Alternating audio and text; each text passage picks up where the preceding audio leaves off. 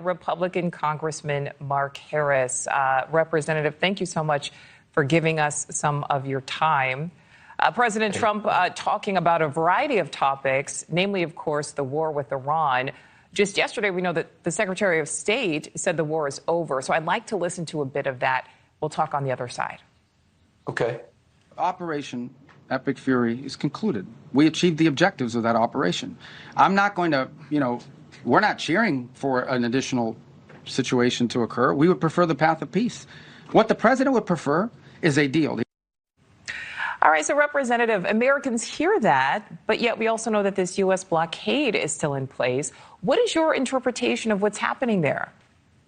Well, first of all, thank you for having me, and what a great tribute that is happening right now at the White House for the military moms. And listen, I think the president and first lady have made it clear that, and I've learned as a pastor over 37 years, that you can outrun a lot of things, but you can't outrun the love of a mom.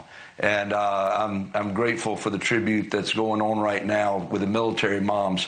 Yes, when we look at the situation in Iran, it is certainly evolving and is changing quickly.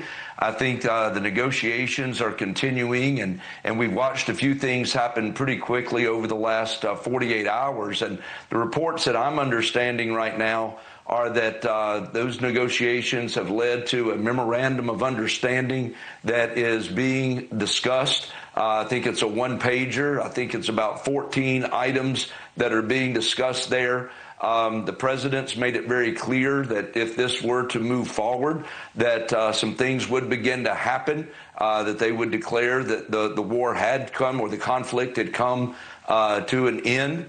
And that we would begin to slowly, over a 30-day period, there would be some very intense negotiations on making sure how we're going to get a hold of that enriched uranium.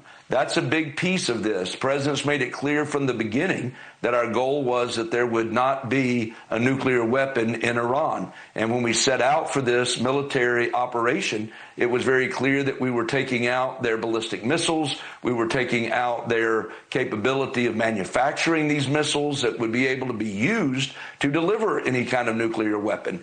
And so that has been achieved at this point, from my understanding, as we've seen things happen. The president obviously has made the decision from a humanitarian standpoint not to take out the infrastructure that we could take out, that would be very damaging, not only now, but to the future of Iran. And yet this blockade has provided this economic stranglehold that is very important. And I think it will remain in place. One thing I think we all know from dealing with the Iranians, they are great at delaying, and they are also, unfortunately, great at not following through. So this is going to be a situation where even when we get to the memorandum of understanding, there's trust but verify, and there will have to be verification of all of these items, I believe. Well, Representative Harris, I know you talked about nuclear capabilities there. There are actually reports, U.S. intelligence assessments, that Iran's nuclear stockpile has not been touched. And then add to that other U.S. assessments that suggest more than half of that country's missiles and launchers have survived. My question for you, how concerned are you that there is no definitive end in sight here, and those capabilities appear to at least still exist? Well, I think it's going to be important. I mean, we've got a tremendous military, the exceptional military over any other military in the world. And I think that what we are seeing and what they have accomplished has been to meet the goals that they set out for militarily. And that does include the missiles. So, I mean, obviously, we've got to make sure that we have the most accurate reports on what their capabilities have. But again, we got to remember, mission central to this from the beginning was that President Trump said that Iran would not be able to have a nuclear weapon. So I think that that's where we're ultimately headed. And I think that's the reason we're waiting now to see, as they assess this 14-point, one-page memorandum of what they're willing to agree to. It's going to be important that Iran agrees that they're not going to have a nuclear weapon, and that somehow this 900 pounds of enriched uranium that was, whether it was buried underground, wherever it is, I'm understanding from intelligence that we feel like we know where it is. It's got to be brought out and somehow fall into safe hands. We cannot allow them to continue with it. Well, Representative, as we do wait for that to happen, as you know, Americans across the political spectrum are really feeling the pinch right now. Gas prices are up and they continue to rise. Inflation is up. What are you hearing from your constituents?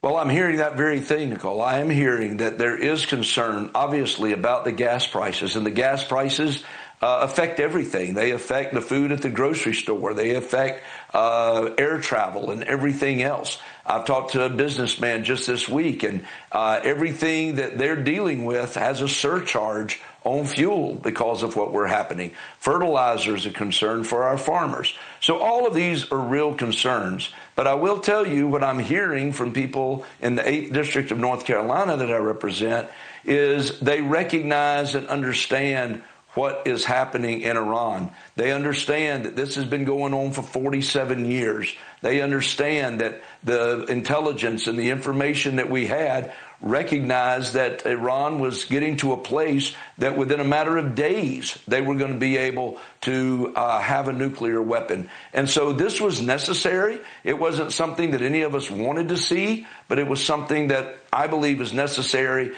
And the people throughout my district that have been communicating with me have understood this is some short-term pain. But if this is successful and we are able to continue to finish what we've started, this is, I believe, going to really just change the whole landscape of the Middle East when you've taken out the #1 state sponsor of terrorism, and with all of their proxies, if we have somehow left them unable to continue in that vein, we've made a difference not only for America and our national security, but we've changed the landscape for the world. You know, and I have to ask you, as a Republican from North Carolina, you certainly support the president. We know he won your state by 3% in 2024, but right now, his overall approval rating is falling, and it's falling as this war continues. Representative, are you concerned that the mood could be shifting? And I'm not just talking about in blue states, but also in states that supported him not that long ago.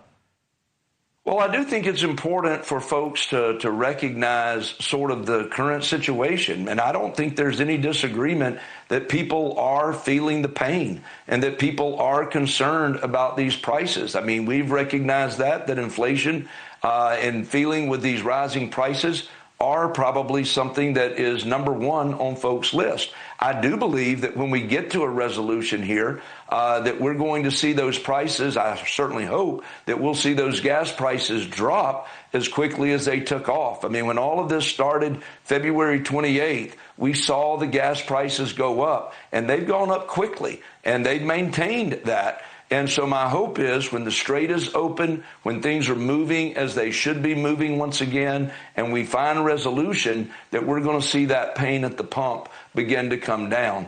But yes, everybody agrees it's an issue and we need to deal with it. But I think people also understand the big picture, and we've got to give voters and Americans enough credit to understand the big picture of what we're dealing with here and why we're here. U.S. Representative Mark Harris of North Carolina, thank you so much for speaking with us today, and thank you for your patience as we waited there. Thank you. Thank you for having me. Still to come.